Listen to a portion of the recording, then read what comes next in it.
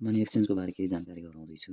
Money exchange भन्नाले एउटा देशको करेन्सी अथवा मुद्रालाई अर्को देशको करेन्सीमा साट्नु वा परिवर्तन गर्नुलाई बुझिन्छ।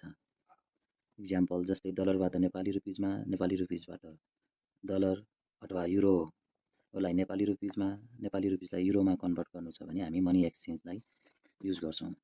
यसमा महत्त्वपूर्ण एक्सचेन्ज रेट भन्नाले कुनै पनि देशको एक युनिट अफ करेन्सीको लागि अर्को देशको कति युनिट पर्छ भन्ने जनाउँछ।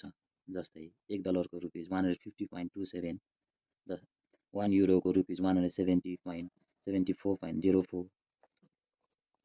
Selling rate and buying rate, यो धेरैजसो विद्यार्थीहरूमा कुन चाहिँ एप्लाई गर्ने भन्नेमा कन्फ्युजन हुन्छ। सो त्यसैले यो ब्याङ्क अथवा मनी एक्सचेन्जमा भर पर्छ। जस्तै विदेश जाँदैछ भने नेपाली रुपिज लगेर हामी जान्छौँ र बैङ्कले हामीलाई डलर बेच्छ। सो नेपाली रुपिजबाट डलरमा साट्छ भने सेलिङ रेट युज गर्ने। त्यसै गरी विदेशबाट हामी आउँदैछौँ र हामीले कमाएर ल्याएको डलर नेपाली रुपिजमा साट्नु छ भने उसले हाम्रो डलर किन्छ र हामीलाई नेपाली रुपिज दिन्छ। त्यसैले डलरबाट नेपाली रुपिजमा साट्छ भने बाइङ रेट युज गर्ने। अर्को महत्त्वपूर्ण डिभ्यालुएसन, हाम्रो पैसाको अवमूल्यन हुनु, यसको अर्थ नेपाली करेन्सीको भ्यालु घट्नु हो भन्ने कुरा बुझाउँछ।